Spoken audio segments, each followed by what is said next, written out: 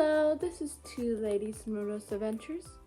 I'm Jenny, and I'm going to be reading The Incredible Escape of Ron Skurrat's True Tales of Bold Escapes, and it is by Theodore Roscoe.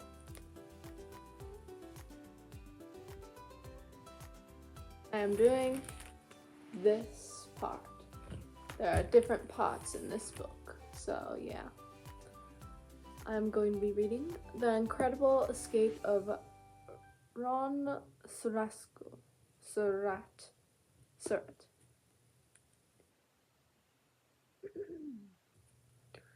How the man indicated as Booth's chef accomplice in Lincoln's murder escaped the nation's biggest manhunt and made his exit through a hole in American history. Lincoln was shot at Ford's Theater in Washington on April 14th, 1865. At about 10:20 p.m., a man sprang from the presidential box and reeled across the apron behind the footlights, brandishing a bloody dagger with a bloody dagger. Then he was gone through the wings like a black wind. However, Harry Hawk, leading man on stage, had recognized the assassin at once. My God, that was John Wilkes Booth. Other players in the cast of Our American Cousin and many in the audience had also recognized the actor. Roused from shock, men shouted, women screamed. Both Booth, that was Booth. Riot swept the theater. The Met mounted to panic as people storming out of the playhouse heard the scarcity Seward had been butchered in his home by an assailant, and the government leaders, direfully menaced, terror raced through the nation's capital. But at least one public official kept a firm hold on his wits. Seated in the audience at Ford's was a Major A.C. Richards, superintendent of Washington's Metro Police Force. The Incredible Escape of John Skurrat. Though exacting, he also was a law officer with brains. Dashing to the 10th Street Police Headquarters, and short distance from the theater, he rushed a swarm of constables into a hunt for the gunman. His patrolmen began at once to round up witnesses and to color suspect surratts. A great deal of detective work, unfortunately, much of it lost to history, occurred in Washington within the midnight hour following Lincoln's assassination. The capital was a military district commanded by General Christopher C. Alger, USA. Though infantry, cavalry, and companies of MPs under Army provosts were at his disposal. Also headquartered in the nation's capital, where at his disposal also headquarters in the nation's capital was the Federal Secret Service of Colonial Cyclone. Later, General Lafayette Baker, but much of the detective work accomplished in the midnight following the assassination was scored by records. Metropolitan Police, a force of about 150 men. Richard's detectives raced to Ford's Theater. They checked Booth's hotel room. They brought an assortment of actors, stagehands, and theater who had seen the shooting Ford's at Ford's by 12 o'clock. The dynamic police subordinate had bolted Booth, of course, David Hedrell, and the name Surratt kept cropping up. At 2 a.m. of the 5th, Richards dispatched a detective squad to the Surratt boarding house on H Street. Informer Louis Wichman, according to Wichman, detectives Crave and McDermott and Surratt, the Secretary of State,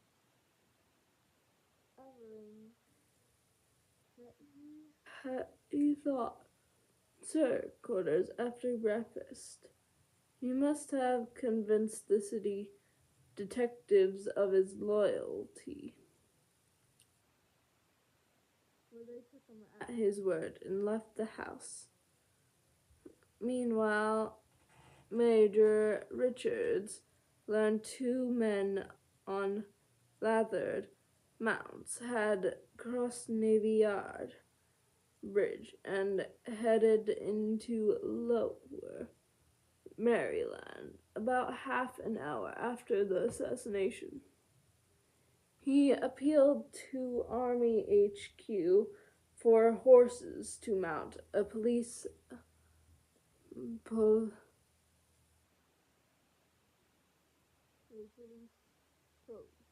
General Aguirre refused the request.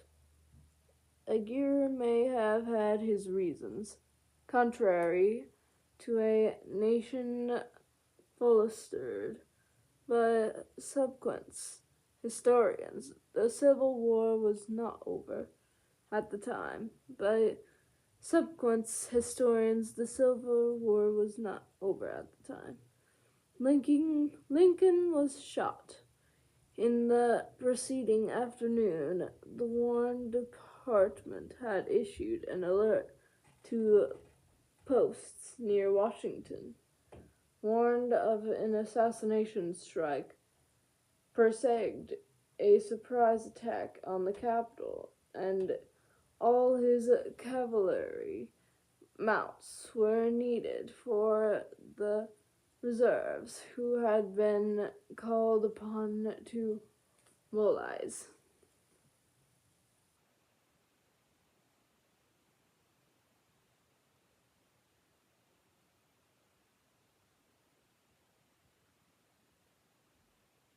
That Saturday night, Richards held Wichman's encampment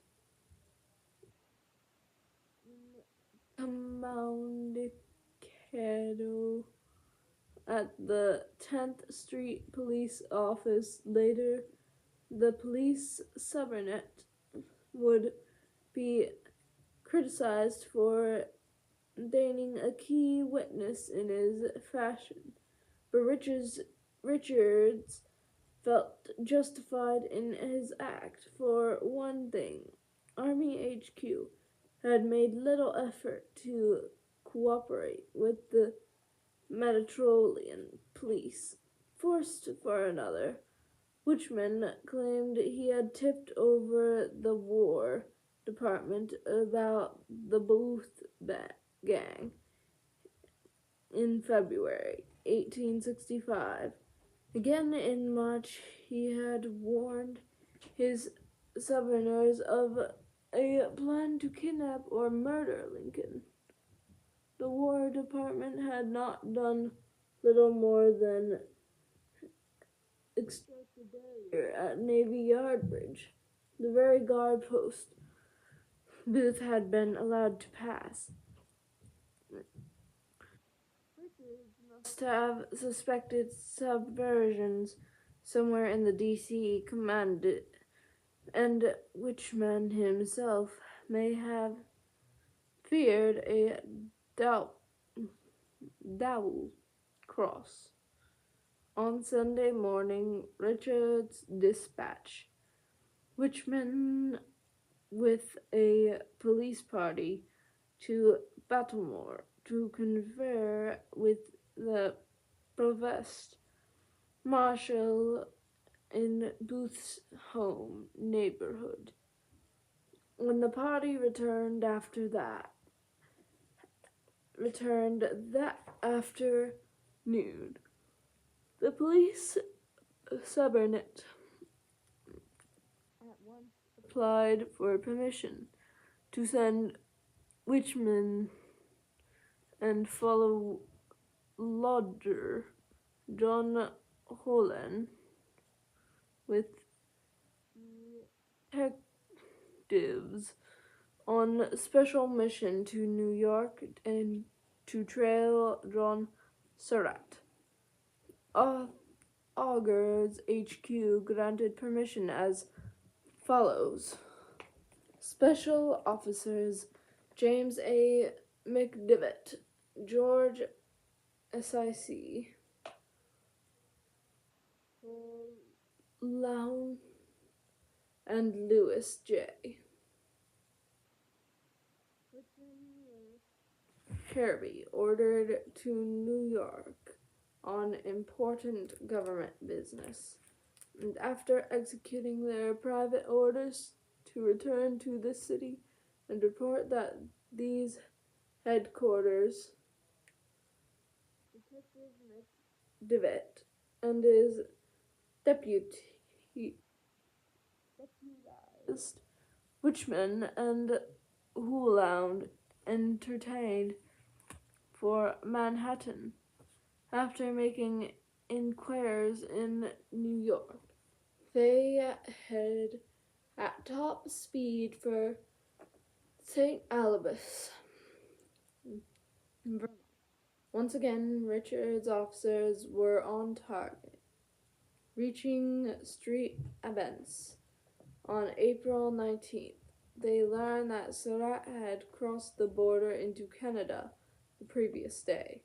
Following a hot trail, McDivitt and party pushed on, certain of trapping the quarry in Montreal,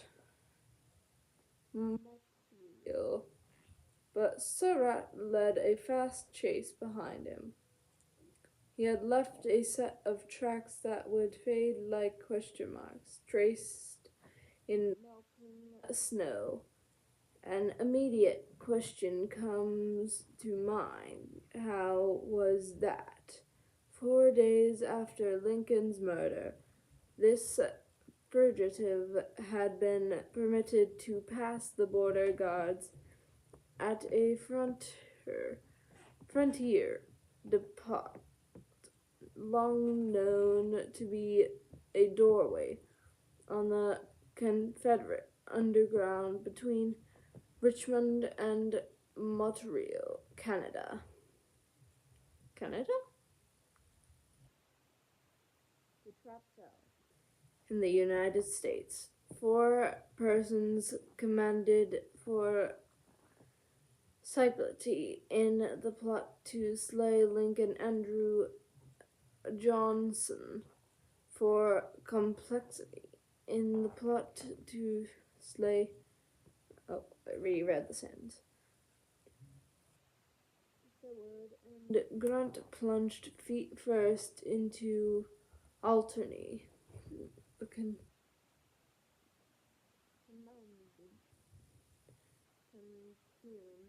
were given no chase for a last-minute reprisal for death were signed on July 6, 1865. The date of execution was explanatory, set for the following mornings.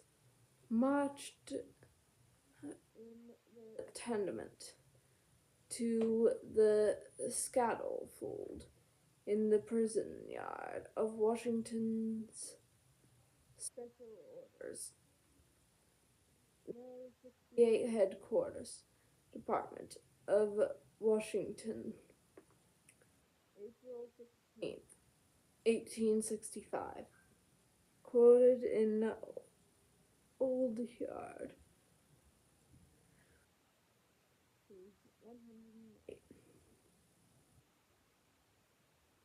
Old Azrael. Planetary, the doomed herd and army officer. Bark the order exequent Mrs. Mary E. Surratt, Louis Plain, David Harlow, and George A. and Aspirant in the merriest morning sun. The 4 bodies dangled as one reporter saw it, like a signal thing. 4 other convicted conspirators were now about to be committed, 3 of them under life sentence to confinement in Fort Jefferson, the American Devil's Island, in the dry Chirurgus Exquivit. Dr. Samuel E. Mudd, Samuel B. Androld, Michael O. Laughing, and Need. They too were put away like a single thing, identified by federal agents as the leader of his assassin band.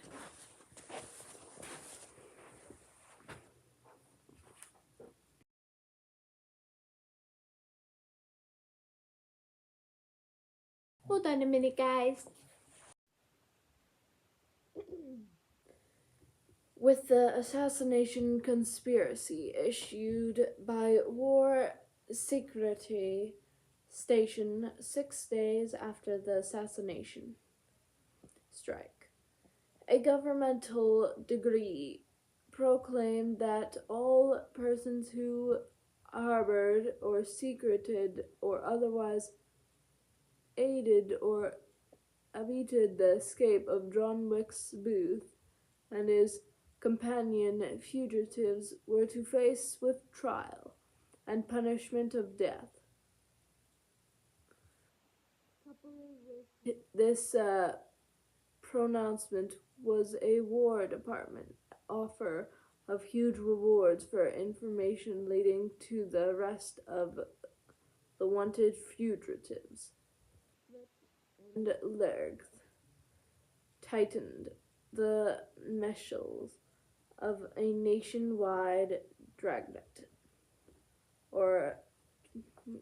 organized by Army Police and by Satan's Secret Service.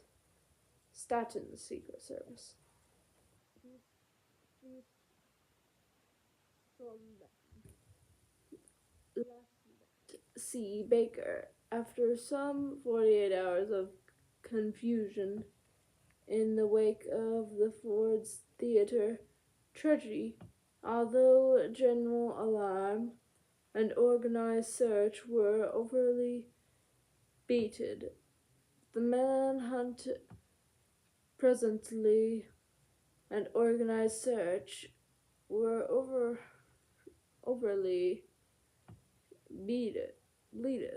The manhunt presently hit a stride that rapidly overtook the suspects by April 26, when Booth's capture was announced. At least 10,000 Federals were sourcing the woods of Lower Maryland and Tidewater, Virginia, led by Baker's Secret Service Luminance, and Tidewater, Virginia, led by Baker's Secret Service Luminance, and by military intelligence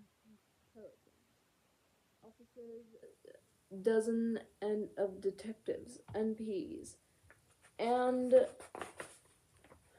cavalry troopers combed the countryside between Washington and Richmond on the hunt for rebel persuasions.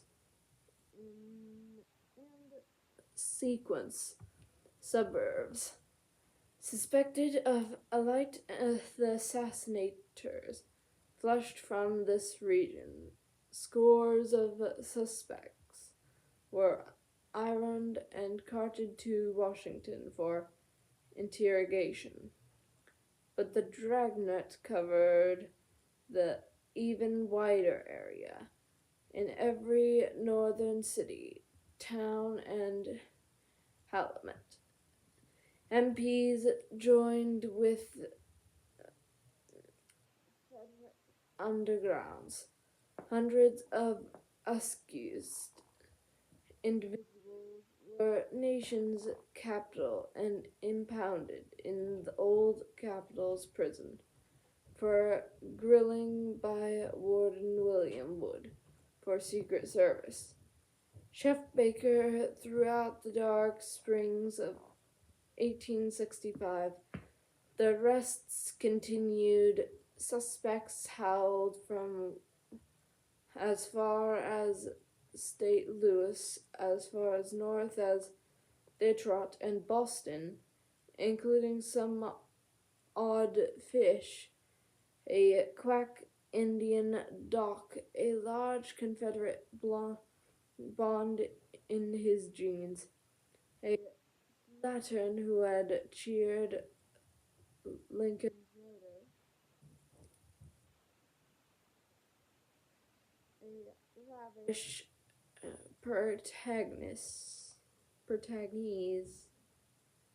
sea captain accused of skippering a blockade runner for the Booth's gang, a Bosie Army legate who had been glimpsed at Washington shooting gallery with Booth.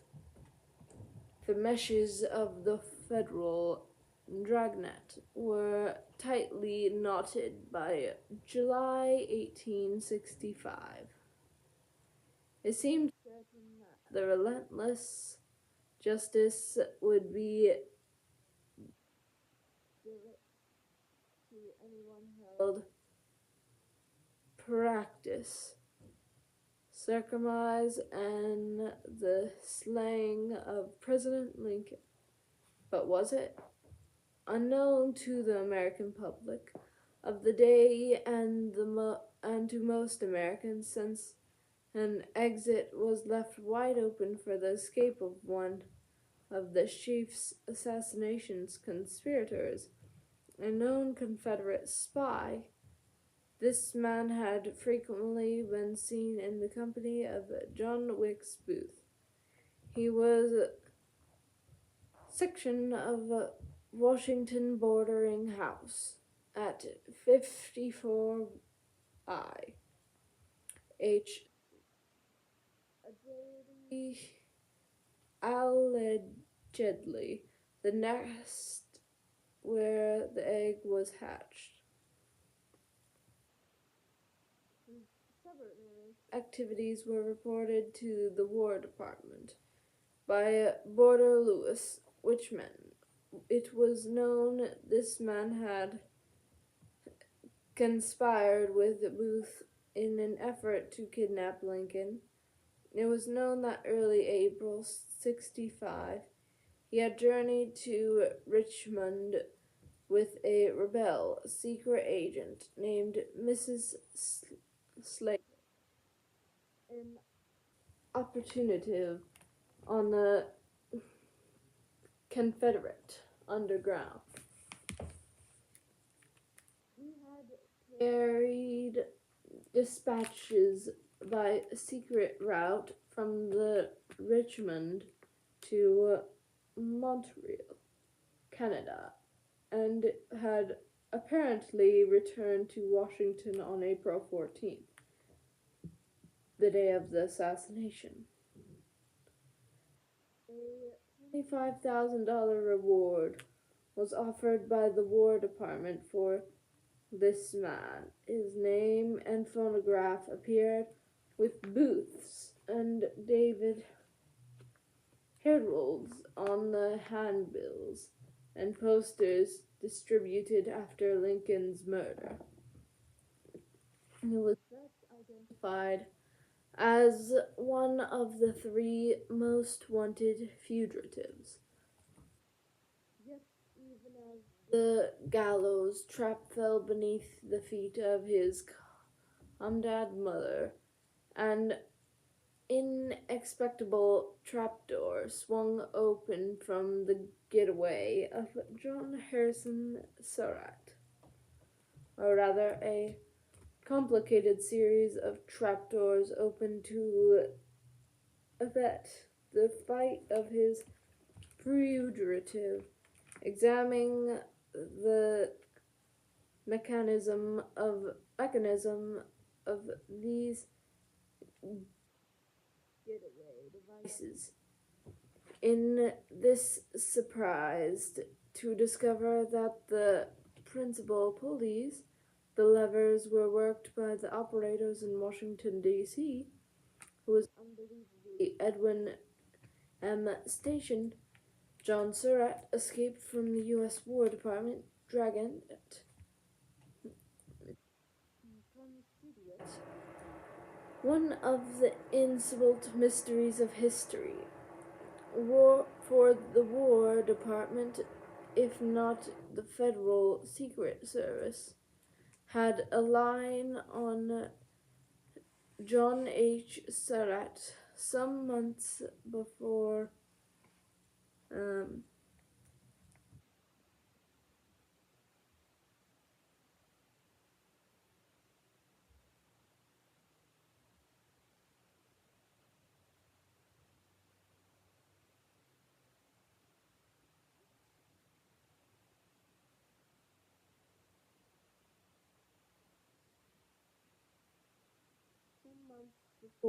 the assassination. By his own ultimate addition, he had operated as a Confederate spy and message bearer since 1861. He was not long engaged in these activities before he gained the attention of the forces of counter-espionage. To quote his eventual statement, "At the breaking out of war, I was a student at St. Charles College in Maryland, but did not remain there long after the important event. I left on July 1861. I left in July 1861, and returning home to surratt village, Maryland. I commenced to take an active part in the stirring events of that period. I was not more than 18 years of age, and mostly engaged in sending information regarding the movements of the United States Army stationed in guarding the movements of the United States Army stationed in Washington and elsewhere, and carrying dispatches to the Confederate boats in the Potomac, and I, being the only unmarried man in the route, had most of the hard riding to do.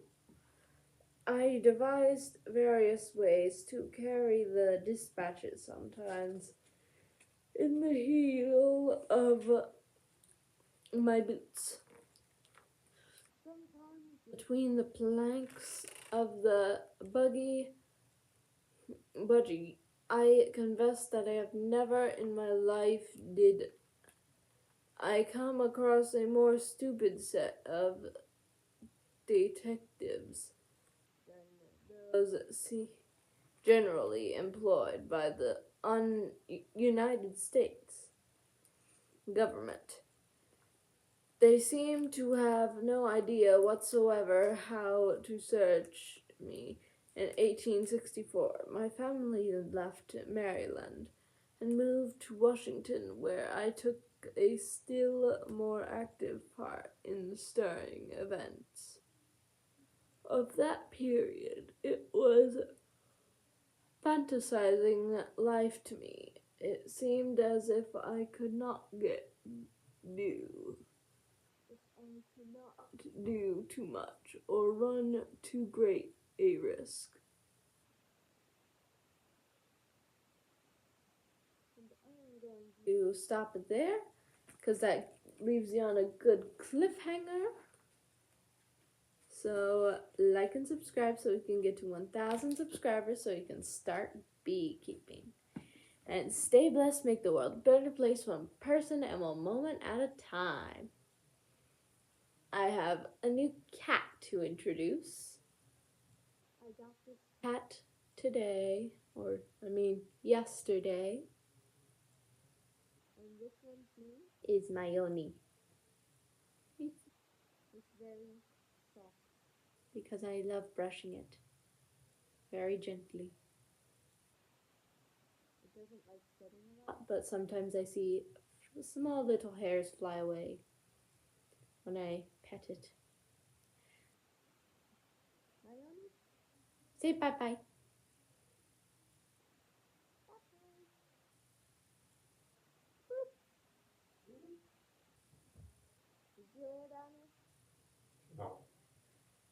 She can't do the poop. Oh well. Bye-bye.